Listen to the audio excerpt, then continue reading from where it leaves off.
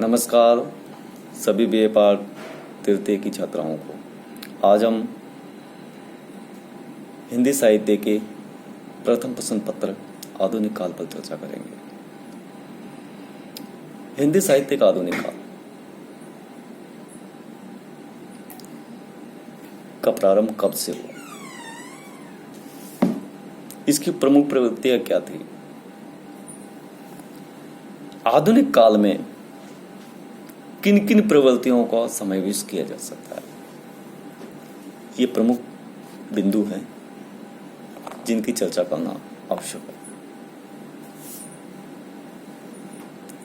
जिस प्रकार हिंदी साहित्य का प्रारंभ 1050 विक्रम संवत से होता है, 1375 के बाद भक्ति काल का प्रारंभ होता है और 1700 से 1900 तक रीतिकाल का समय रहता है। रीतिकाल के उपरांत या यूं कहे सन 1857 का समय भारतवर्ष के इतिहास में एक प्रमुख समय रहा है। इस वर्ष एक युगांतरकारी घटना घटित हुई जिसने राजनीतिक, सामाजिक, आर्थिक स्थिति को हिला करके रख दी।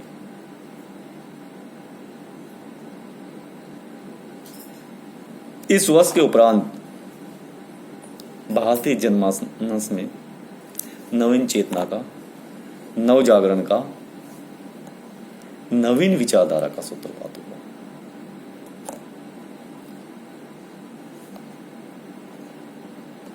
सन 1850 में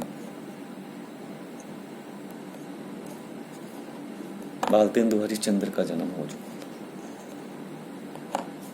6 वर्ष की उम्र से ही उन्होंने कविता लिखना प्रारंभ कर दिया। अगर ये कहा जाए कि हिंदी साहित्य का प्रारंभ 1857 से होता है तो अनुचित नहीं होगा।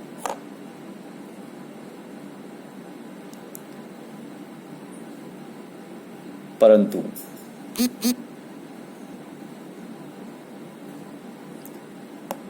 विस्तृत अध्ययन, प्रारंभिक प्रवृत्तियों का विश्लेषण, समय की सापेक्षता, तात्कालिक परिस्थितियां को मद्देनजर रखते हुए अगर विवेचन किया जाए 1868 का वर्ष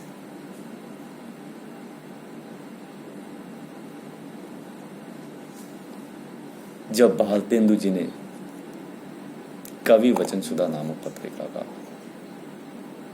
प्रारंभ किया था, हिंदी साहित्य के आधुनिक काल का प्रारंभ माना जाए तो मेरे हिसाब से सर्वथा उचित होगा, क्योंकि यह वह समय था जब भारतेंदु ने अनेक रचनाएं, नाटकों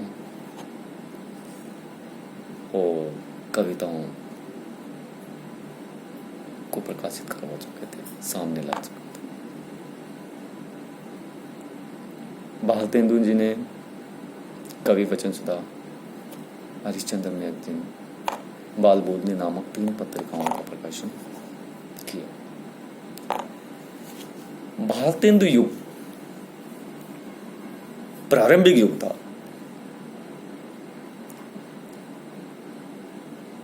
प्रारंभ किसी भी प्रवृत्ति का हो,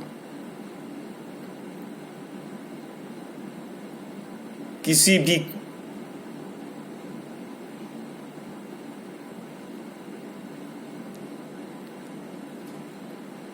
चीज का हो, बड़ा ही कठिन होता है। उन सभी चुनौतियों का सामना, उन सभी समस्याओं का सामना करना पड़ता है जो भविष्य में होने वाले विकास को सुगम बना सके। क्योंकि ये प्रारंभिक दौर था, उधर राजनीतिक रूप से भारतवर्ष पर अंग्रेजों का वर्चस्व था। विदेशों की दास्तां के बंधन में बंधा हुआ भारतवर्ष का जनमानस निरुत्साहित हो चुका था। सामाजिक दृष्टि से अंधविश्वास, रूढ़ियां, कुरीतियां का बोलबाला चारों ओर था। छुआछूत, भेदभाव, बाल विवाह आदि प्रवृत्तियां समाज में पनप रही थी। विधवाओं को कोई संरक्षण नहीं दिया जा रहा था। इस समय के कवियों के सामने इन सभी समस्याओं को, इन रूढ़ियों पर प्रहार करने का अवसर था और उन्होंने अपनी रचनाओं में इसको निभाया।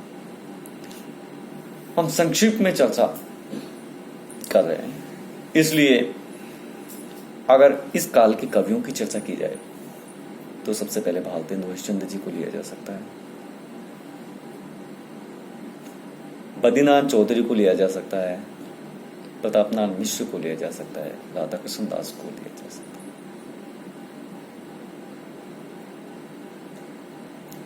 भारतेंदु युग में काव्य की रचना ब्रज भाषा में की जाती थी तथा गद्य की रचना खड़ी बोली में की जा सकती। इस प्रकार साहित्य में दो प्रकार की भाषाओं का प्रचलन था, गद्य में खड़ी बोली और पद्य में ब्रज भाषा। द्विवेदी युग का प्रारंभ होता है भारतेंदु जी के उपरांत, या यूं कह सकते हैं कि भारतेंदु युग के बाद द्विवेदी युग का प्रारंभ होता है। सन 1903 में महावीर प्रसाद द्विवेदी ने सरस्वती का संपादन किया। तो ये कहा जा सकता है कि 1900 से लेकर के 1918 तक का जो समय है वो द्विवेदी युग के नाम से जाना जाता है। विषय की दृष्टि से, शैली की दृष्टि से और भाषा की दृष्टि से, सभी दृष्टि से द्विवेदी जी ने सुधार और परिष्कार का कार्य किया। और इस प्रवृत्ति को ध्यान में रखते हुए अगर इस काल को जागरण सुधार काल कहा जाए तो अनुचित नहीं होगा। यह वह समय था, यह वह युग था जिसमें मैथिली शरण को अयोध्या सिंह उपाध्याय हरिबोध, महावीर प्रसाद द्विवेदी, गोपाल शरण सिंह, गया प्रसाद शुक्ल सनेही, श्रीधर पाठक, नाथूराम शर्मा जैसे प्रमुख राष्ट्रभक्त कवि हुए। राष्ट्रीय चेतना को इन्होंने अपनी रचनाओं में, अपने ग्रंथों में, अपने महाकाव्यों में प्रकट किया और जनता में नवीन चेतना, नवीन जागृति उत्पन्न करने का काम किया। अतीत के गौरव का गान करके अतोत्साहित जनमानस में नवीन चेतना जागृत करके अपने देश के प्रति राष्ट्रभक्ति उत्पन्न करने का काम इन्होंने किया।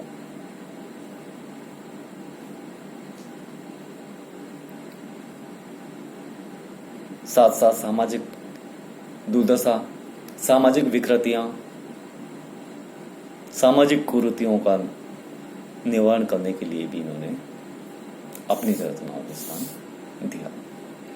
द्विवेदी जी ने सबसे प्रमुख कार्य किया गद्य और पद्य दोनों के लिए एक ही भाषा का प्रयोग। भाषा को उन्होंने परिमार्जन किया, भाषा को परिष्कृत किया, भाषा में सुधार किया।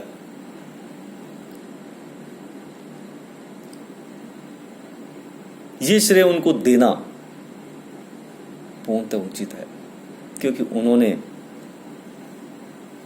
उस बड़ी समस्या से निजात दिलाया जो भारतेंदु युग तक चली आ रही थी। गद्य और पद्य दोनों में ही खड़ी बोली का प्रयोग प्रारंभ किया। भारतेंदु जी, द्विवेदी जी, इन दोनों के समय के सभी कवियों ने स्वदेशी भावना, स्वदेश प्रेम, राष्ट्रीयता को प्रमुख महत्व दिया। 14 से लेकर के 18 तक प्रथम विश्व युद्ध गठित हो गया था। प्रथम विश्व युद्ध के बाद विश्व पटल पर कुछ बदलाव होते।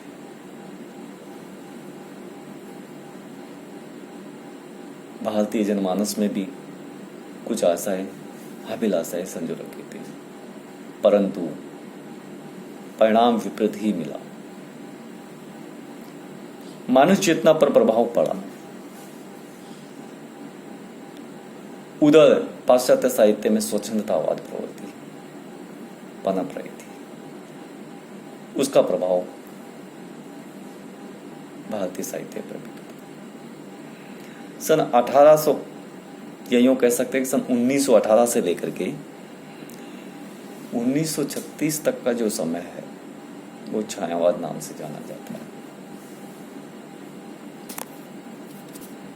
छायावाद क्या है? छायावाद के बारे में विभिन्न विद्वानों ने अपने अपने मत प्रकट किए। सबसे पहले हम आचार्य रामचंद्र शुक्ल की चर्चा करते हैं। उन्होंने कहा है कि छायावाद शब्द का प्रयोग दो अर्थों में प्रयुक्त होता है। पहला तो है काव्य वस्तु से संबंधित, और दूसरा है काव्य शैली या पद्धति विशेष से संबंधित। जहां काव्य वस्तु से संबंधित अर्थ है जहां कवि उस अनंत और अज्ञात प्रियतम को आलंबन बनाकर अत्यंत चित्रमय भाषा में प्रेम की अनेक प्रकार से व्यंजना करता है, वहां छायावाद होता है। डॉक्टर राम कुमार वर्मा ने कहा है, परमात्मा की छाया आत्मा में और आत्मा की छाया परमात्मा में पड़ती है, तभी छायावाद की रचना होती है, छायावाद की सृष्टि होती है। डॉक्टर नगेंद्र ने कहा है, स्थूल के प्रति सूक्ष्म का विद्रोही छायावाद है। महादेवी वर्मा ने भी छायावाद पर अपने विचार प्रकट किए। उन्होंने कहा है, छायावाद तत्व प्रकृति के बीच जीवन का उद्गीत, उसका मूल दर्शन सर्वात्मवाद है। इस प्रकार आचार्य जयप्रसाद द्विवेदी ने भी, रामविलास शर्मा ने भी और अनेक विद्वानों ने छायावाद पर अपने मत विचार। छायावाद की एक प्रवृत्ति है रहस्यवाद। रहस्यवाद क्या है? रहस्यवाद होता है अज्ञात सत्ता के प्रति जिज्ञासा का भाव, अर्थात वह परम तत्व, वह परम अंश जो अदृश्य है, हमें दिखाई नहीं देता, उसके प्रति हमारे मन में जो जानने की जिज्ञासा है, वह ही रहस्यवाद कहलाता है। कई बार हमारे मन में विचार उत्पन्न होता है, रात का होना, दिन का होना, तारों का चमकना, हवा का चलना, ये सब कौन करवाता है? इसका संचालन कौन करता है? उसका स्वरूप कैसा है? ये सब जानने की मन में जो अभिलाषा होती है, वही रहस्यवाद है। छायावाद की प्रमुख प्रवृत्तियों के रूप में ले सकते हैं आत्मविव्यंजना, सौंदर्य चित्रण। सौंदर्य चित्रण मूल रूप से प्रेम और सौंदर्य के काव्य हैं। इस काल के जो कवि हैं उन्होंने सूक्ष्म सौंदर्यकांकन किया है।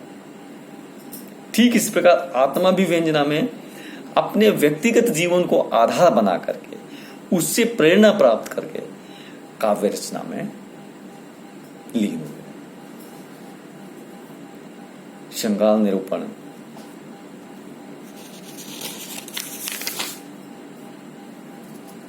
नारी भावना, नारी के उदात्त रूप को छायावादी काव्य में चित्रित किया गया है। रहस्य भावना का हम जिक्र कर ही चुके थे। प्रकृति चित्रण, छायावाद के प्रत्येक कवि, चाहे आप प्रसाद को लीजिए, चाहे आप पंत को लीजिए, चाहे आप निराला जी को लीजिए या फिर महादेव वर्मा हो, सभी प्रकृति के कुशल चितेरे थे। उन्होंने प्रकृति पर मानवीय चेतना का आरोपण किया। प्रकृति को हंसते और रोते सभी रूपों में उन्होंने दिखाया। राष्ट्रीय प्रेम के अभिव्यक्ति भी छायावाद की कड़ियों ने की है। छायावाद के उपरांत आता है प्रगतिवाद।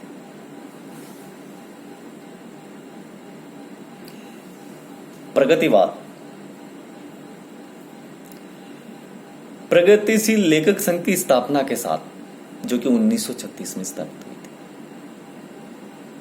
भारत में प्रगतिवाद का प्रारंभ होता है।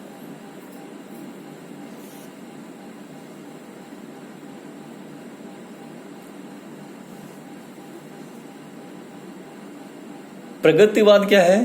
प्रगति का अर्थ होता है विकास, गति। वैसे तो कोई भी युग, कोई भी समय बिना प्रगति के संभव ही नहीं है, लेकिन अब मूल रूप से इसके विषय के बारे में या विषय वस्तु के बारे में चर्चा करें तो प्रगतिवाद है पूंजीवाद के खिलाफ शोषित, मजदूर, गरीब, सर्वहारा वर्ग की वकालत, सर्वहारा वर्ग का पक्ष लेना। जो राजनीति में मार्क्सवाद है, साहित्य में प्रगतिवाद।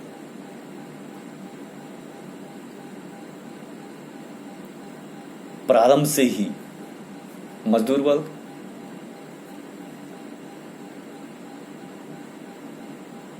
सर्वहारा वर्ग, पूंजीपतियों के, सामंतों का शोषण का शिकार होता रहा। उसकी आवाज को, उसके अधिकारों को दबा दिया गया।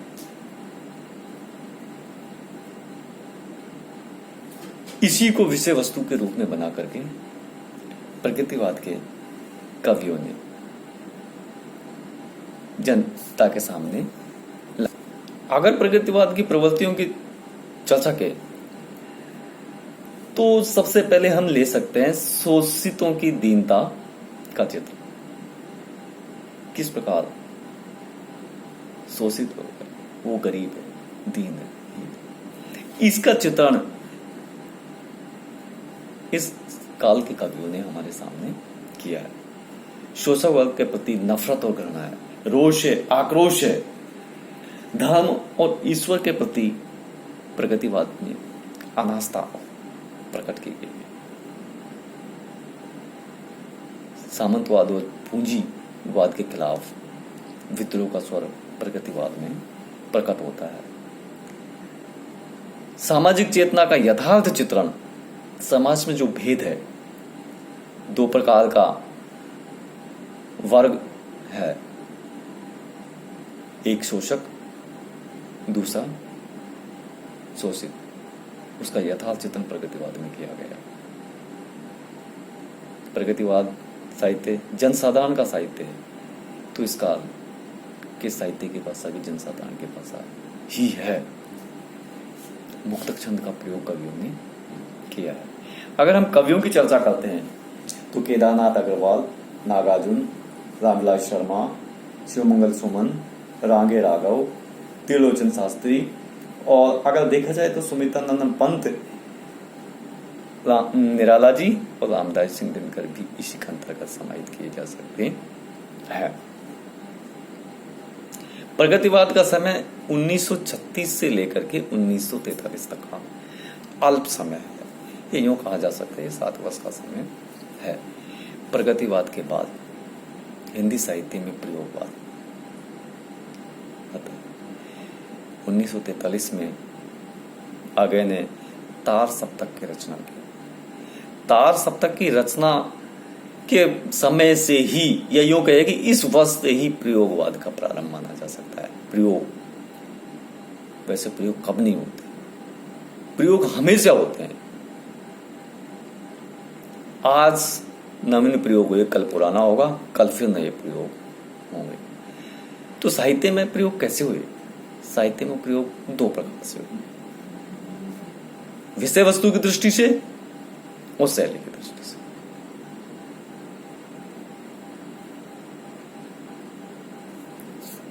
आत्माभिव्यंजना, क्षणवाद, बौद्धिकता, व्यक्तिकता, भोगवाद, ये प्रयोगवाद की प्रमुख प्रवृत्तियों में लिए जा सकते हैं।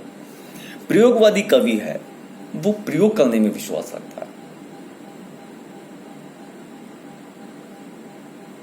भाषा की दृष्टि से नवीन उपमान, नवीन शिल्प, नए प्रयोग, काव्य वस्तु की दृष्टि से इन कवियों ने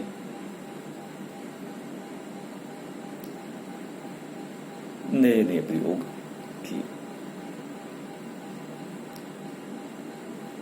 साधारण से साधारण वस्तु व्यक्ति को काव्य का विषय वस्तु बनाया जाने लगा। अगर हम प्रयोगवाद के कवियों की चर्चा करते हैं तो प्रयागनारायण त्रिपाठी, को नारायण, कीर्ति चौधरी, अगय, मुक्तिबोध, शमशेर बहादुर, भवानी प्रसाद मिश्र, शकुंतला माथुर, सर्वेश्वर दयाल सक्सेना, विजय देव नारायण साई आदि प्रमुख कवि आते हैं। तो आधुनिक काल की इन प्रमुख प्रवृत्तियों, इन प्रमुख पड़ावों की आज हमने चर्चा की। अगले वीडियो में एक एक खंड का विस्तृत अध्ययन किया जाएगा, उसकी प्रवृत्तियां, उसकी विशेषताओं को बताया जाएगा। धन्यवाद।